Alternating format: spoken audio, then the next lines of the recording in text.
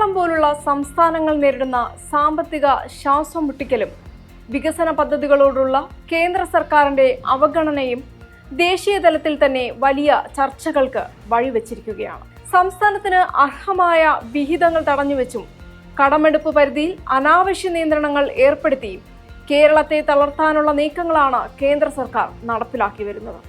ഇത് വരാനിരിക്കുന്ന നിയമസഭാ തെരഞ്ഞെടുപ്പുകളിൽ ഒരു പ്രധാന ചർച്ചാ വിഷയമായി മാറിയിരിക്കുകയാണ്.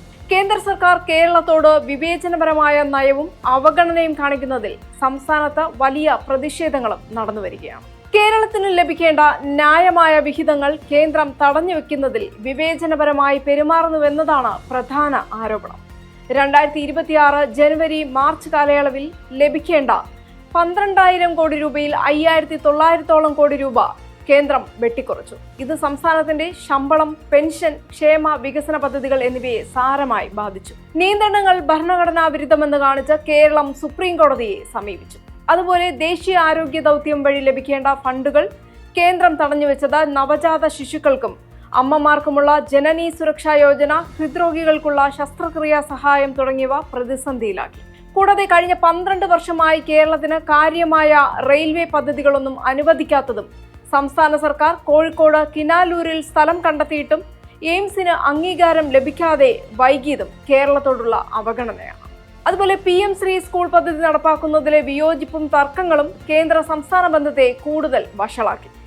കരാറിൽ ഒപ്പിടാത്തതിനാൽ ഏകദേശം 1,500 കോടിയോളം രൂപ കേന്ദ്രം തടഞ്ഞുവെച്ചിരിക്കുകയാണ്. കൂടാതെ ബില്ലുകൾ ഒപ്പിടാതെ വൈകിപ്പിക്കുന്നതിൽ ഗവർണർക്കും കേന്ദ്രത്തിനുമെതിരെ കേരളം നിയമ നടപടികളും സ്വീകരിച്ചിരുന്നു.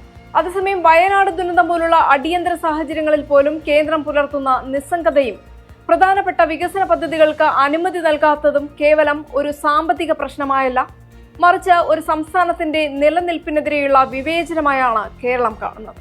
പലപ്പോഴും സമരമുഖത്ത് ഭിന്നിച്ചു നിൽക്കുമ്പോഴും കേരളത്തിന്റെ താൽപര്യങ്ങൾക്കായി നിയമസഭയിൽ ഐക്യകണ്ഠേന പ്രമേയങ്ങൾ പാസാക്കാൻ ഭരണ പ്രതിപക്ഷങ്ങൾ ശ്രമിക്കാറുമുണ്ട്. കേന്ദ്രത്തിന്റെ സാമ്പത്തിക വിവേചനത്തിനെതിരെ മുഖ്യമന്ത്രിയുടെ നേതൃത്വത്തിൽ LDF സത്യാഗ്രഹം നടത്തിയിരുന്നു.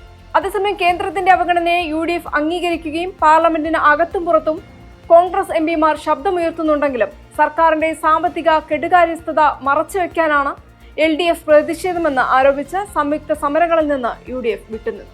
ചുരുക്കത്തിൽ കേന്ദ്ര അവഗണന എന്ന വിഷയം ജനങ്ങളുടെ ദൈനംദിന ജീവിതത്തെ ബാധിക്കുന്നതിനാൽ വരും ദിവസങ്ങളിൽ ജനങ്ങളുടെ പ്രതികരണം കൂടുതൽ ശക്തമാകാനും തിരഞ്ഞെടുപ്പ് ഫലങ്ങളിൽ പ്രതിഫലിക്കാനും സാധ്യതയേറെയാണ്.